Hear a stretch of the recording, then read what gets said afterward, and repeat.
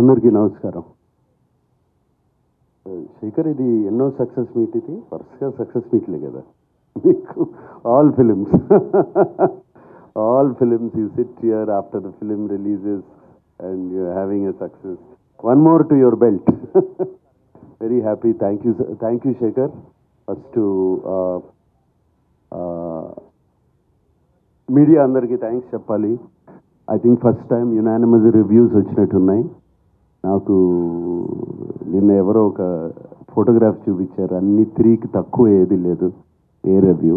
And అంత యునానిమస్గా వచ్చిందంటే అంత యునానిమస్గా నచ్చిందే అనమాట.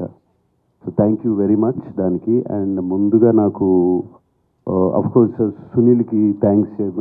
Like family to me always. సునీల్తో ఎప్పుడు ఫ్యామిలీ. సినిమా చేసినా చేయకపోయినా ఏదో ఒకటి ఉంటుంది మాకు. బట్ శేఖర్తో నాకు ఎప్పటి నుంచో సినిమా చేయాలని ఉంది.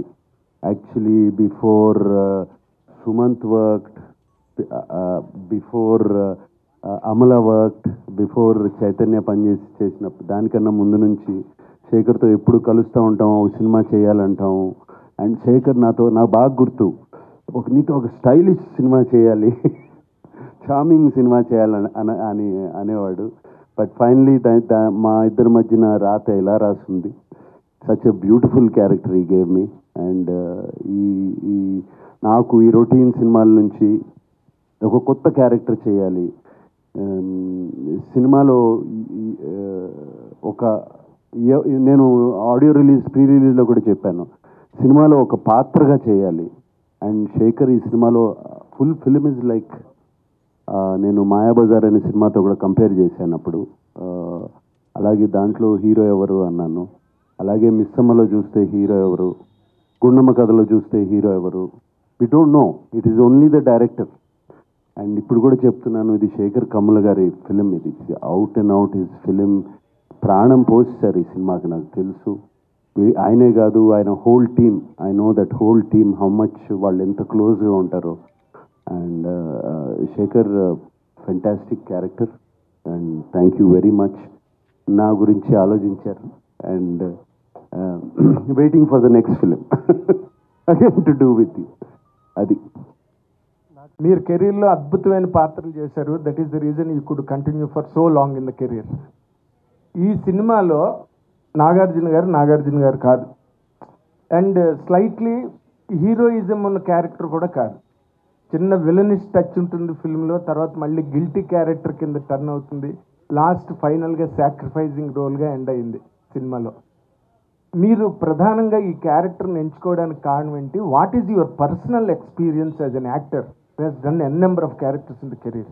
ప్రధానంగా ఈ క్యారెక్టర్ని ఎంచుకోవడానికి కారణం శేఖర్ కమ్ములనే. ఆయనతో పనిచేయాలి, ఆయన మీద ఉన్న నమ్మకం. ఎందుకంటే ఆయన సినిమాలు అన్నీ చూశాను, almost everything I have seen. ఆయన క్యారెక్టర్స్ని ఎంత బాగా జస్టిఫై చేస్తారో తెలుసు. ఈ కథ విన్నగానే నాకు అనిపించింది నాది మెయిన్ క్యారెక్టర్ అని. ఎవ్రీబడి నా చుట్టూ తిరుగుతున్నారని, స్టార్టింగ్ నుంచి ఎండ్ వరకు. మేబీ స్క్రీన్ స్పేస్ ఇంకోళ్ళకి ఎక్కువ ఉండొచ్చు, but that is not the criteria. నాకు ఈ కథ వినగానే this is Deepak's film from start to ending, కథ విన్నగానే. అండ్ శేఖర్ చెప్పినప్పుడు కూడా అలాగే చెప్పాడు నాకు. ఈ క్యారెక్టర్ ఆర్క్ చాలా బాగుంది. సో నాకు అది బాగా నచ్చింది. ఇప్పుడు జిమ్ సౌరభ్ గారి arc, gym Saurabh did a fantastic job. But ఇది ఆర్క్ ఒకటే వెళ్తుంది. అలాగే ధనుష్ గారిది ఇట్స్ ఓన్లీ 2. హోమ్లెస్, అక్కడ నుంచి ఎడ్యుకేట్ అవడం, మైండ్లో ఒక గిల్ట్ కాంప్లెక్స్ కానీ ఇది సాక్రిఫైజింగ్ కాంప్లెక్స్ కానీ ఏమీ లేదు. ఆ క్యారెక్టర్ వెరీ ఇన్నోసెంట్ క్యారెక్టర్, ఒకటే గ్రాఫ్లో వెళ్తుంది, సింగిల్ లైన్లో వెళ్తుంది. నా క్యారెక్టర్కి శేఖర్ గారు 3 షేడ్స్ ఇచ్చారు యాక్చువల్గా. So they are 3 shades. So అందుకనే ఈ క్యారెక్టర్ బాగా నచ్చి చెప్పినగానే వెంటనే నేను చేశాను ఈ క్యారెక్టర్.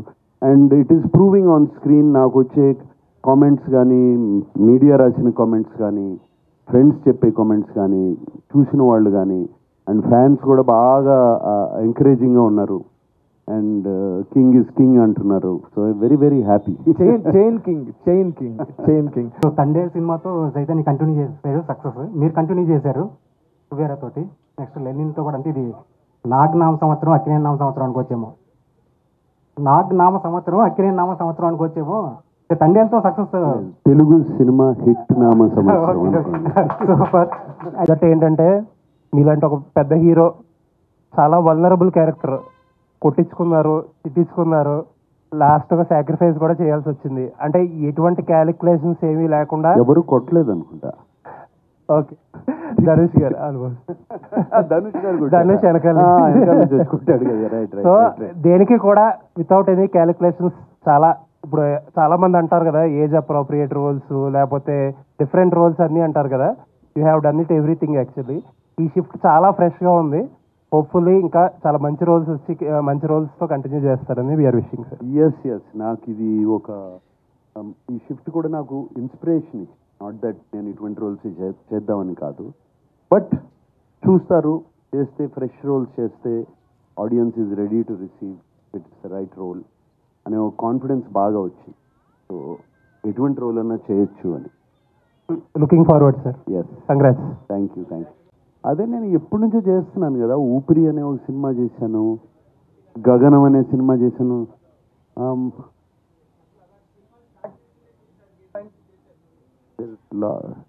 లాట్ ఆఫ్ ఫిలిమ్స్ బాగా క్యారెక్టర్గా అంతమంది సినిమా చేశాను నేను. పెద్ద క్యారెక్టర్ గ్రే షేడ్స్ అనేది కాదు, క్యారెక్టర్ జనాన్ని యాక్సెప్ట్ చేస్తే ఏ షేడ్ అయినా కూడా పర్వాలేదు.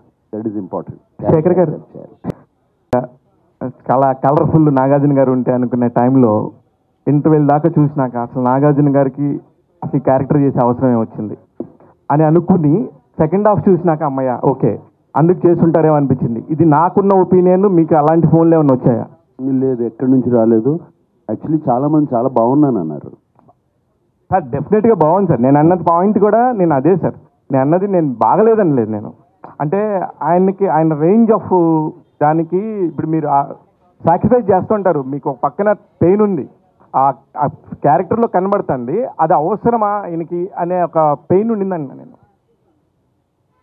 అంటే మరి క్యారెక్టర్ ఒప్పుకున్నప్పుడు చేయాలి కదా. అది ఒప్పుకునే కదా చేసింది.